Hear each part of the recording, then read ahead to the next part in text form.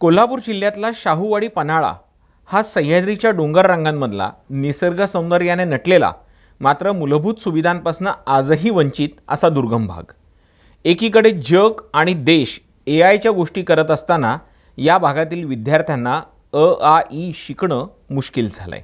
कोल्हापूर जिल्ह्यामधील शाहूवाडीसारख्या दुर्गम भागामध्ये अनेक छोटे असे धनगरवाडे आहेत, जिथे छोट्या छोट्या समूहामध्ये काही लोक राहत असतात। मात्र त्यांना म्हणजे त्यांच्या पोरांना शिकण्यासाठी शाळा नसते। अनेकांना पायपीट करत 100 एकदा 10-20 किलोमीटर असं चालत जावं लागत असतं।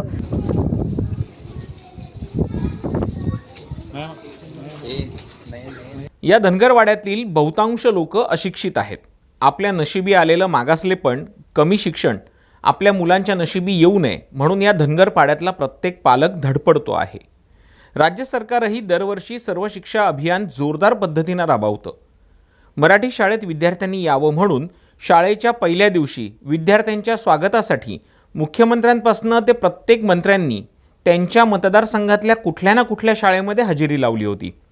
कुठल्या मंत्र्यानं बैलगाडी चालवली तर कुठला मंत्री वाढपी झाला। धनगरवाड्यातली परिस्थिती ही थोडीशी वेगळी होती। आता ही चिमुरडीच पहा ना, किती खुश आहे। मात्र तिच्या चेहऱ्यावरचा आनंद हा शाळा सुरू झाल्याचा नाहीये, तर शाळा टिकून राहिल्याचा आहे। कारण कमी पटसंख्या असलेल्या शाळा बंद करण्याच्या सूचना राज्य सरकारनं दिल्यामुळे विद्यार्थ्यांचं भवितव्य अंधारात आलंय। इथे शाळा 8वी पर्यंत होती, पण आता आम्हाला शाळा इथं नाही आहे। आम्ही 9वीला खाली जायचो आणि आता 10वीला पण खाली जायला लागते।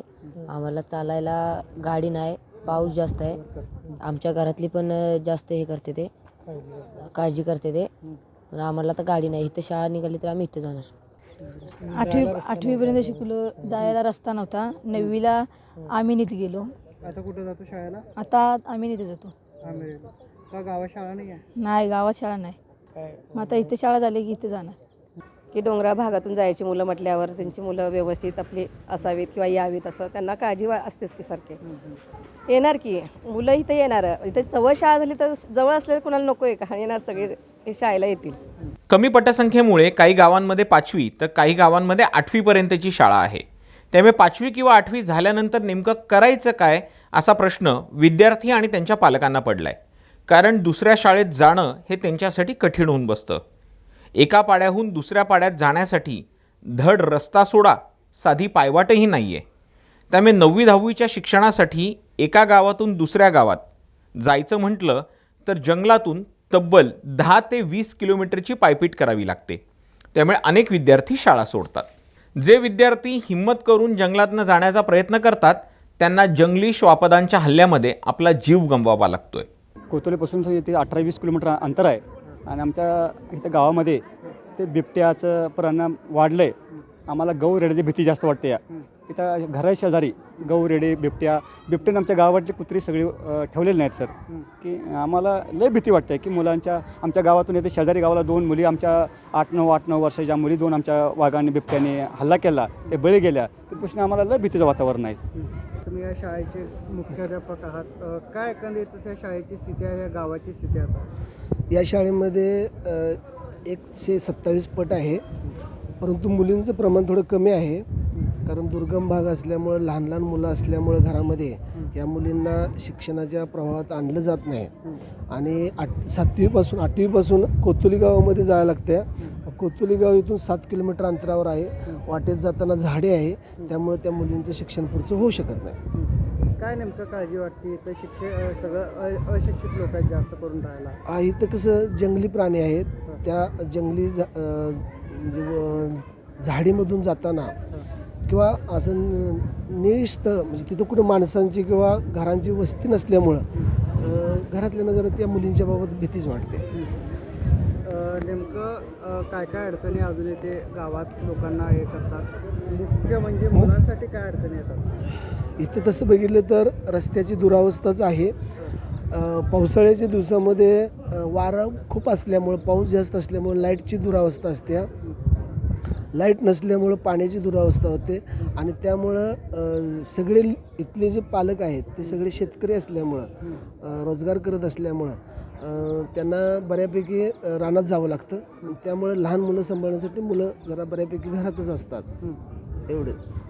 काय नेमकं म्हणजे इथल्या गावकऱ्यांकडनं तुमच्याकडे नेहमी मागणी होती का 9वी-10वीचे क्लास चालू करा वगैरे? हां, बऱ्यापैकी सुज्ञ पालक जे आहेत त्यांची म्हणणं असं होतं की बाबा इथं आता 7वीचा वर्ग निघाला, 8वीचा वर्ग निघाला, 9वीचा वर्ग निघावा, 10वीचा वर्ग निघावा, म्हणजे आमच्या ह्या मुलींचं पुढचं शिक्षण बऱ्यापैकी होईल अशा उद्देशानं मागणी होती.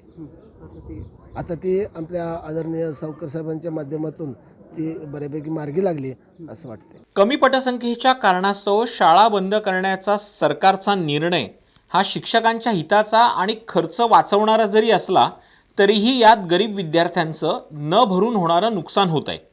याकडे शिक्षण अधिकारी मात्र सोयीस्करपणे कानाडोळा करताना दिसत आहेत. दिनांक 15 मार्च 2024 रोजी संच मान्यतेचे नवीन निकष असलेला JR शासनाने निर्गमित केलेला आहे. या JR मधील अटीनुसार एखाद्या तुकडीमध्ये 20 पेक्षा कमी विद्यार्थी संख्या असली तर त्या तुकडीला 0 शिक्षक दिसून येतो आणि खेडेपाड्यातील अनेक शाळांमध्ये 8वी 9वी 10वीचे जे काही वर्ग आहेत तिथे 20 पेक्षा कमी पट असल्यामुळे 0 शिक्षक असतात. शाळा आहेत, विद्यार्थी आहेत, परंतु शिक्षकांची संख्या 0 झालेली आहे. अशा अनेक शिक्षकांना अतिरिक्त ठरवलेलं आहे आणि त्यांचं अन्यत्र समायोजन चालू आहे. माननीय उच्च न्यायालयाने या बाबतीमध्ये अंतरिम निर्णय दिलेला आहे की ह्या अतिरिक्त ठरलेल्या शिक्षकांना तुर्तास त्यांना स्थगित करावं, अतिरिक्त ठरवू नये. या निर्णयाचा देखील सन्मान शासनाने करावा आणि या खेडोपाड्यात शिकणाऱ्या गोरगरिबांच्या शेतकऱ्यांच्या मुलांना पुढील शिक्षण चांगलं मिळावं, मातृभाषेतून शिक्षण मिळावं म्हणून या अनुदानित शाळांच्या संच मान्यतेचे निकष त्यांनी बदलावेत आणि कोणतीही शाळा बंद पडणार नाही अशा पद्धतीचं धोरण शासनाने घ्यावं आणि हे 15 मार्च 2024चा जो शासन निर्णय तो तुर्तास त्यांनी रद्द करावा आणि जुन्या निकषांप्रमाणे शाळा सुरू ठेवाव्या. शाहूवाडीत भविष्य उद्ध्वस्त होण्याची भीती असणाऱ्या विद्यार्थ्यांच्या मदतीला स्थानिक आमदार विनय कोरे धावून आलेत. दुर्गम भागातल्या विद्यार्थ्यांना शिक्षणामध्ये कोणतीही अडचण येऊ नये म्हणून त्यांनी विद्यार्थ्यांना त्यांच्याच गावात शिक्षण देण्याचा अनोखा उपक्रम सुरू केलाय. या निर्णयाचा फायदा जसा विद्यार्थ्यांना होणार आहे तसाच तो समाजाला सुद्धा होणार असल्याचा दावा विनय कोरेंच्या कन्या ईशानी कोरेंनी केलाय. खरं तर इथं 8वीपर्यंत शिक्षण व्हायचं आणि जर एखादी मुलगी असेल जर तिला 9वी किंवा 10वी हे शिकायला लागायचं तर पूर्ण दुर्गम भाग आहे, खूप लांब चालत जायला लागायचं. इथं खूप पावसाळ्याच्या काळी खूप पाऊस पडतो, आईवडिलांना सेफ वाटायचं नाही आणि यामुळं कुठं ना कुठं मुलीचं शिक्षण थांबवलं जायचं, तिचं लग्न केलं जायचं. हा प्रॉब्लेम येऊ नये म्हणून माननीय आमदार डॉक्टर विनयरावजी कोरे सावकर यांनी हा विचार केला की आपण 9वीचा वर्ग चालू करूया आणि येणाऱ्या वर्षात आपण पुढचे वर्ग पण चालू करतोय, कारण की त्यांचा उद्देश हा आहे की प्रत्येक मुलगी ही शिकली पाहिजे आणि खूप मोठी झाली पाहिजे. आमदार विनय कोरेंच्या या उपक्रमामुळे धनगर पाड्यातील विद्यार्थ्यांना त्यांच्याच पाड्यात शाळा उपलब्ध झाल्यामुळे ते आनंदी झालेत. तर आपला पाल्य शाळेतून सुखरूप घरी येणार असल्यामुळे पालकही निश्चिंत झालेत.